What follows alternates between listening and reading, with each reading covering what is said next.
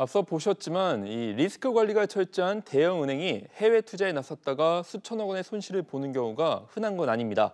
현재로선 2,400억 원 규모의 손실을 본 건데 추후 투자금 회수 가능성이 있는지 또 부실 투자 책임 문제는 어떻게 되는지 취재 기자와 더 자세히 짚어보겠습니다. 박규준 기자 나와 있습니다. 예, 박 기자, 이 어떻게 하다가 이 하나금융이 2천억 원 넘는 손실을 보게 된 겁니까? 네, 하나은행이 투자한 중국 민생투자그룹이 중민투라고 하는데요.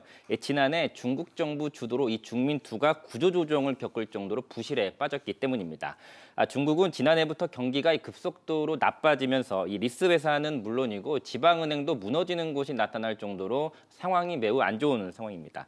그러다 보니까 이 리스 회사에 투자한 하나은행은 현 시점에서 돈을 못 돌려받는다고 판단하고 이 대규모 손실 처리를 한 겁니다.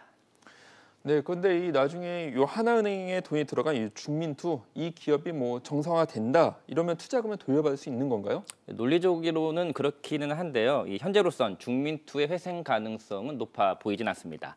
하나은행도 최대한 이 대규모 손실 처리만은 피하려고 했는데 이 중국 정부가 중민투를 살리기 위한 이 실질적인 행동을 하지 않아서 끝내 손실로 처리한 겁니다. 취재 결과 지난해 중국 인민은행이 하나은행 중국법인 같은 이 중민투에 투자한 채권자들에게 이 중국 A그룹이 중민투에 자본금을 넣기로 했으니까 좀 기다려달라라는 취지의 공문을 보냈는데 아직까지 깜깜무소식인 상황입니다.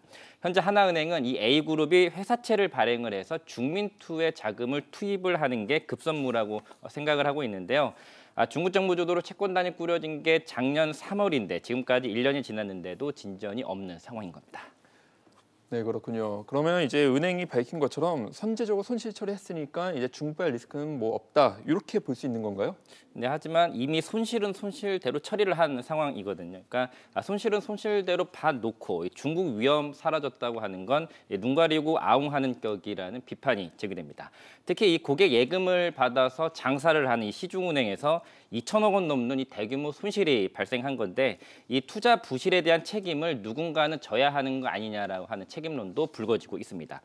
한 가지 역설적인 건 이 하나은행 중국 법인장 출신으로 중국통인 이 하나은행 지성규 행장이 이 작년 임기 첫 해를 보냈는데요. 앞선 리포트에서 보신 것처럼 바로 작년 이 중국 법인 실적이 역대 최악이었다는 점입니다.